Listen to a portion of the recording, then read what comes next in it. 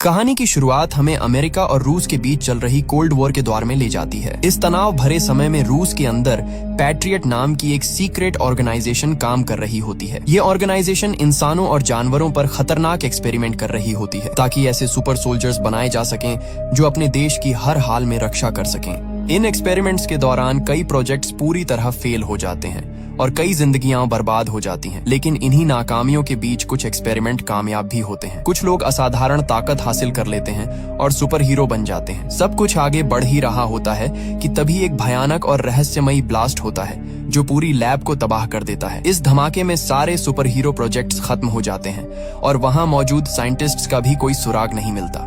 वहीं दूसरी ओर अब हम देखते हैं कि रूस अपने एआई रोबोट्स की टेस्टिंग कर रहा होता है। इस टेस्टिंग एरिया में आर्मी के टैंक्स और हेलीकॉप्टर्स भी मौजूद होते हैं। सब कुछ सामान्य चल रहा होता है कि अचानक एआई रोबोट्स अपने ही टैंक्स और हेलीकॉप्टर्स पर हमला कर देते हैं। भारी तबाही मच जाती है। आर्मी उन्हें रोकने की पूरी कोशिश करती है लेकिन नाकाम रहती है। एआई रोबोट्स वहां मौजूद सभी आर्मी व्हीकल्स को नष्ट कर देते हैं और टेस्टिंग करा रहे आर्मी ऑफिसर्स और टेक्नीशियंस को भी मार देते हैं। इस घटना के बाद हम डॉक्टर एवलगस को देखते हैं जो पहले पैट्रियट ऑर्गेनाइजेशन के एक साइंटिस्ट थे। अब उन्होंने खुद पर एक्सपेरिमेंट करके अपने आप को एक साइबॉर्ग में बदल लिया है। उनकी सबसे खतरनाक ताकत यह है कि वह मशीनों को अपने दिमाग से कंट्रोल कर सकते हैं। इन्हीं शक्तियों का इस्तेमाल करके डॉक्टर एवलगस इन एआई रोबोट्स को कंट्रोल करता है और यह पूरा हमला करवाता है। इसके बाद डॉक्टर एवलगस सभी एआई रोबोट्स को अपने साथ लेकर वहां से चला जाता है। इसके बाद हमें मिनिस्ट्री ऑफ डिफेंस में मेजर जनरल निकोलाई को दिखाया जाता है जिन्होंने इस पूरे हादसे से जुड़ी जानकारी को लेकर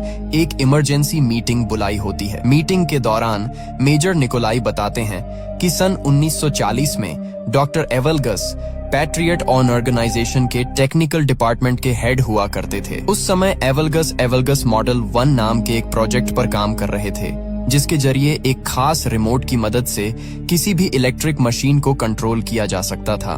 लेकिन यह एक्सपेरिमेंट पूरी तरह फेल हो जाता है जिस वजह से पैट्रियट ऑर्गेनाइजेशन उनके प्रोजेक्ट को बंद कर देती है। यही बात डॉक्टर एवलगस के अंदर नफरत की वजह बन जाती है। धीरे धीरे वह पैट्रियट के हेड प्रोफेसर विक्टर से जलने लगते हैं क्योंकि विक्टर इंसानों को सुपर हीरो बनाने वाले प्रोजेक्ट पर काम कर रहे थे और उन्हें लगातार सफलता मिल रही थी।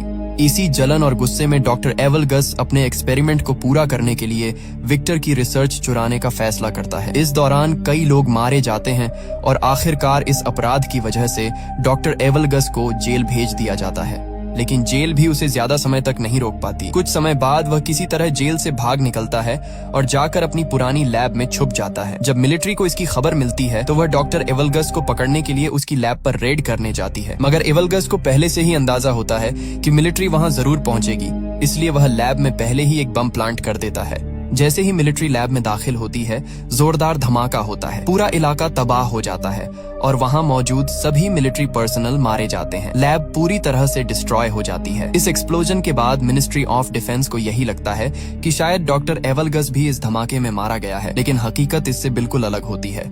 डॉक्टर एवलगस किसी तरह जिंदा बच जाता है। इतना ही नहीं, इस धमाके से निकले खतरनाक केमिकल्स उसके शरीर को पूरी तरह बदल देते हैं। इसी के बाद डॉक्टर एवलगस खुद पर आखिरी और सबसे खतरनाक एक्सपेरिमेंट करता है और खुद को एक साइबॉर्ग में बदल लेता है। अब मिनिस्ट्री ऑफ डिफेंस एक बड़ा फैसला लेती है। वे उन सुपर हीरोज को ढूंढने का निर्णय लेते हैं जो पहले डॉक्टर एवलगस के एक्सपेरिमेंट्स से बनाए गए थे ताकि उन्हीं की मदद से डॉक्टर एवलगस को रोका जा सके। वहीं दूसरी ओर हम डॉक्टर एवलगस को देखते हैं जो अलग अलग जगहों से मिलिट्री व्हीकल्स और इक्विपमेंट्स चुरा रहा होता है। इसी बीच मीटिंग खत्म होने के बाद ministry of defence secret organisation patriot को दोबारा से एक्टिव करने का फैसला लेती है। इस बार पैट्रियट की कमान मेजर एलिना लेरिना को सौंपी जाती है। मेजर एलिना अपनी टीम बनाती है और सुपर हीरोज को ढूंढने का मिशन शुरू करती है जिसे नाम दिया जाता है गार्डियंस। थोड़ी रिसर्च के बाद टीम को सुपर हीरोज की लोकेशंस का पता चल जाता है जिसके बाद मिलिट्री उन्हें खोजने के लिए निकलती है। सबसे पहले वे लर नाम के सुपर हीरो तक पहुंचते हैं जो आर्मेनिया के एक पुराने टेम्पल में रहता होता है। अब वह दुनिया से कट चुका होता है और एक सन्यासी की तरह जिंदगी जी रहा होता है। मेजर एलिना वहां पहुंचकर उससे बात करती है और उसे पैट्रियट प्रोजेक्ट में वापस आने के लिए कहती है, लेकिन लर साफ मना कर देता है। गुस्से और दर्द के साथ वह अपनी ताकत दिखाता है और वहां पड़े भारी पत्थरों को हवा में उड़ा देता है जिससे माहौल एक बार फिर तनाव से भर जाता है। मगर जब एलिना लर को डॉक्टर एवलगस और हाल ही में मिलिट्री ट्रेनिंग बेस पर हुए हमले के बारे में बताती है तो लर का रवैया बदल जाता है। डॉक्टर एवलगस्ट का नाम सुनते ही उसके चेहरे पर गुस्सा साफ नजर आने लगता है। आखिरकार वह पैट्रियट प्रोजेक्ट में काम करने के लिए मान जाता है, क्योंकि अब वह डॉक्टर एवलगस्ट से बदला लेना चाहता होता है। इसके बाद हम खान नाम के एक और सुपर हीरो को देखते हैं। कुछ एजेंट्स उस पर अपनी कारों से हमला कर रहे होते हैं, लेकिन खान के पास सुपर स्पीड और घातक सुपर ब्लेड्स की ताकत होती है। वह पलक झपकते ही उन कारों के बीच पहुंच जाता है और अपनी ब्लेड्स से कारों को बीच से काट देता है। कुछ ही पलों में सभी एजेंट्स मारे जाते हैं। इसके बाद खान सामने खड़े लर को देखता है। लर उसे डॉक्टर एवलगस्ट से बदला लेने के लिए अपने साथ चलने को कहता है। खान एक पल सोचता है और फिर बिना कुछ कहे उसके साथ जाने के लिए तैयार हो जाता है। दूसरी ओर कहानी हमें साइबेरिया ले जाती है, जहां मिलिट्री तीसरे सुपर हीरो को ढूंढने पहुंची होती है। यह सुपर हीरो आर्सस होता है, जो एक अबैंडन्ड केबिन में रह रहा होता है। जैसे ही आर्सस मिलिट्री को देखता है, वह अपने बीस्ट फॉर्म में बदल जाता है। उसका रूप एक खतरनाक जानवर जैसा हो जाता है। आर्सस मिलिट्री पर हमला कर देता है और उन्हें मारना शुरू कर देता है। इसी दौरान उसकी नजर खान और लर पर पड़ती है। जब उसे पता चलता है कि वे दोनों डॉक्टर एवलगस्ट से बदला लेना चाहते हैं, तो आर्सस भी उनके साथ जाने के लिए मान जाता है। अब कहानी आगे बढ़ती है और हमें मॉस्को में एक सर्कस शो दिखाया जाता है। यहाँ जिनिया नाम की एक लड़की अपनी परफॉर्मेंस कर रही होती है। वह एक बड़े पुल में छलांग लगाती है और पानी में कूदते ही गायब हो जाती है। दरअसल जिनिया के पास पानी में गायब होने की सुपर पावर्स होती हैं। शो खत्म होने के बाद जिनिया अपने ड्रेसिंग रूम में होती है। तभी अचानक वहाँ खान आ जाता है। खान को देखते ही जिनिया चौंक जाती है और उस पर हमला कर देती है। खान अपनी सुपर स्पीड का इस्तेमाल करके उससे दूर जाकर खड़ा हो जाता है और उसे समझाने की कोशिश करता है कि वे दोस्त हैं, लेकिन जिनिया उसकी बात नहीं सुनती और दोबारा उस पर हमला कर देती है। तभी वहाँ लर आ जाता है। जिनिया उससे भी फाइट करने लगती है, लेकिन लर उसे हरा देता है। इसके बाद वहाँ आर्सस आता है। वह जिनिया को बताता है कि सुपर पावर्स की वजह से हम सभी अब तक जवान हैं। 40 साल बीत चुके हैं, लेकिन आज भी हमारी उम्र वही की वही है। आर्सस यह भी कहता है कि जिसने हमें ऐसा बनाया है, अगर तुम भी उससे बदला लेना चाहती हो तो तुम हमारे साथ आ सकती हो। इसके बाद सभी लोग हेडक्वार्टर पहुंच जाते हैं। वहां जिनिया उन्हें बताती है कि उसे सिर्फ सन 1978 तक की ही मेमोरी याद है। उसके बाद का सब कुछ उसके दिमाग से मिट चुका है। वह बताती है कि डॉक्टर्स ने उसे शिवास्तुपुल के पास पाया था, लेकिन कोई भी उसकी पहचान नहीं कर सका। उसके हाथ में पहनी एक रिंग से ही उसका नाम पता चला था। डॉक्टर्स ने उससे कहा था कि वक्त के साथ उसकी याददाश्त वापस आ सकती है, लेकिन अब तक ऐसा नहीं हुआ है। जिनिया यह भी बताती है कि उसकी उम्र न बढ़ने की वजह से उसे जिंदगी में कई मुश्किलों का सामना करना पड़ा है। उसे बार बार अपनी लोकेशन बदलनी पड़ी ताकि लोग उस पर शक न करें और वह लोगों की नजरों से दूर रह सके। इसके बाद जिनिया अपनी पावर्स के बारे में बताती है। वह पानी में गायब हो सकती है और हालात के हिसाब से अपने शरीर का टेम्परेचर भी बदल सकती है। उनकी बातचीत अभी चल ही रही होती है कि तभी एलेना की टीम का एक मेंबर वहां आता है और बताता है कि उन्होंने डॉक्टर एवगस्ट की लोकेशन ट्रेस कर ली है। डॉक्टर एवगस्ट एक जंक यार्ड में मौजूद है, जिसे वह अपने कमांड सेंटर की तरह इस्तेमाल कर रहा है। ये खबर सुनते ही सभी सुपर हीरो जंक यार्ड पहुंच जाते हैं। वहां तेज बारिश शुरू हो जाती है। बारिश का फायदा उठाकर जिनिया पानी में गायब हो जाती है और बिना डरे आगे बढ़ने लगती है। वहीं बाकी चारों अलग अलग दिशाओं में बंटकर डॉक्टर एवगस्ट को ढूंढने लगते हैं। इसी बीच अचानक हेडक्वार्टर से उनका सिग्नल टूट जाता है।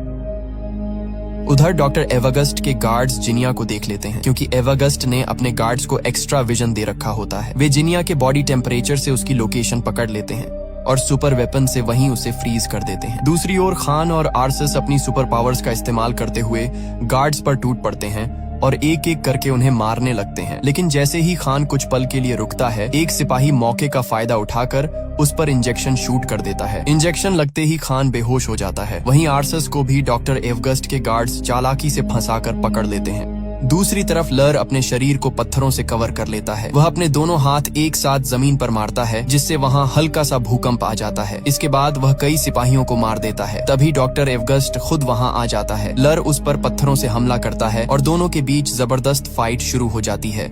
लेकिन डॉक्टर एवगस्ट पर लर के हमलों का कोई असर नहीं होता। एवगस्ट लर को बुरी तरह पीटता है और उसे घुटनों पर लाकर उसकी कमर तोड़ देता है। लर गंभीर रूप से घायल हो जाता है। इसके बाद डॉक्टर एवगस्ट सभी को एक मैग्नेटिक शील्ड वाले चेंबर में बंद कर देता है। वहाँ वह उनसे कहता है कि उसे पहले से पता था कि वे सब यहाँ आएंगे, इसलिए उसने अपने गार्ड्स को उनसे लड़ने के लिए सुपर वेपन्स से लैस कर दिया था। इसके बाद वह उन सभी को अपने साथ जुड़ने का ऑफर देता है, लेकिन आर्सस साफ मना कर देता है। अब डॉक्टर एवगस्ट अपने कंट्रोल में लिए हुए चोरी किए गए टैंक्स और मिलिट्री व्हीकल्स को एक्टिव करता है और शहर पर हमला कर देता है, जिसमें बड़ी संख्या में लोगों की जान चली जाती है। इसके बाद हमें न्यूज दिखाई जाती है।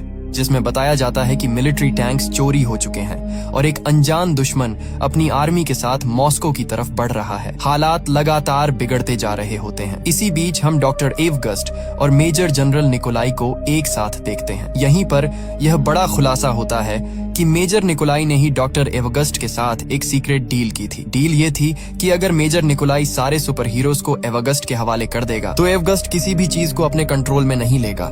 लेकिन डॉक्टर एवगस्ट मेजर निकोलाई की बात नहीं मानता। वह अपनी असली मंशा दिखाते हुए मेजर निकोलाई को बेरहमी से मार देता है। असल में डॉक्टर एवगस्ट का मकसद सिर्फ बदला नहीं बल्कि पूरी दुनिया को अपने कंट्रोल में लेना होता है। इसके लिए वह एक विशाल टावर को उखाड़कर हेलीकॉप्टर्स की मदद से फेडरेशन टावर के पास ले जाता है। उसका प्लान दोनों टावर्स को आपस में जोड़कर रशियन सैटेलाइट को सिग्नल भेजना होता है। जैसे ही यह सिस्टम एक्टिव होगा, सारी सैटेलाइट्स उसके कंट्रोल में आ जाएंगी और फिर दुनिया की कोई भी मशीन उससे बच नहीं पाएगी।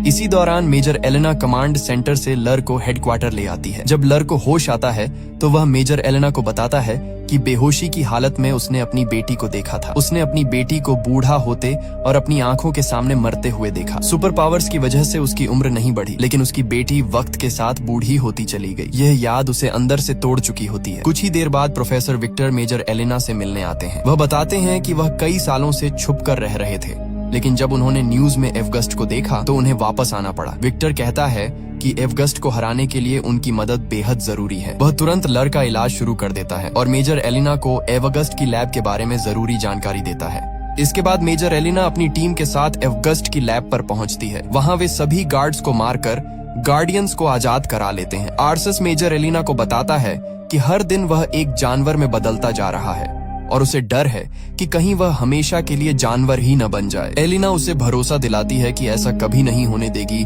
और शायद प्रोफेसर विक्टर उसे ठीक कर सकें।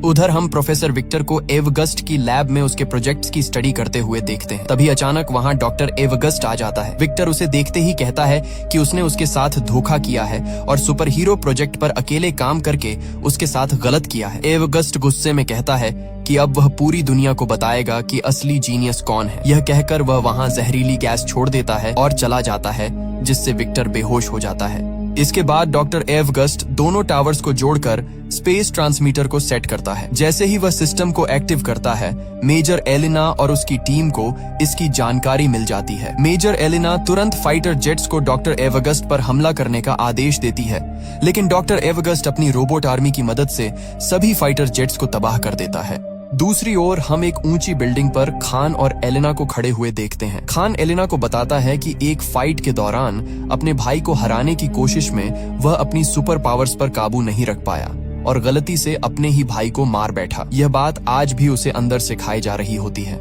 इसके बाद एलिना हेडक्वार्टर में सभी को बताती है कि उसने उन सभी के लिए खास सुपर सूट्स और वेपन्स तैयार किए हैं जो उनकी सुपर पावर्स को और भी ज्यादा बढ़ा देंगे। वह सबसे पहले आर्सस को एक ऑटोमेटिक कैनन देती है जो उसके नर्वस सिस्टम से कनेक्ट होगी और जहां भी आर्सस फोकस करेगा वहीं पर फायर करेगी। जिनिया को एक ऐसा सूट दिया जाता है जिससे वह कभी भी गायब हो सकती है। अब उसे गायब होने के लिए पानी की जरूरत नहीं होगी और वह जिस चीज को छुएगी वह चीज भी उसके साथ गायब हो जाएगी। वहीं लर के सूट में खास स्टोन्स लगे होते हैं जिनकी मदद से वह अपनी पावर्स का इस्तेमाल करते हुए कहीं भी पत्थरों का चाबुक बना सकता है। इसके बाद हमें खान का सूट दिखाया जाता है जिसमें पहले से कहीं ज्यादा शार्प और खतरनाक 2 ब्लेड्स लगे होते हैं। खान का यह सूट इस तरह डिजाइन किया गया होता है कि उस पर गोलियों और इंजेक्शंस का कोई असर नहीं पड़ता। इसके बाद सभी अपने अपने नए सूट्स और वेपन्स के साथ ट्रेनिंग शुरू करते हैं। लगातार कड़ी ट्रेनिंग और मेहनत के बाद वे सभी अपने सूट्स और हथियारों को पूरी तरह कंट्रोल करना सीख जाते हैं।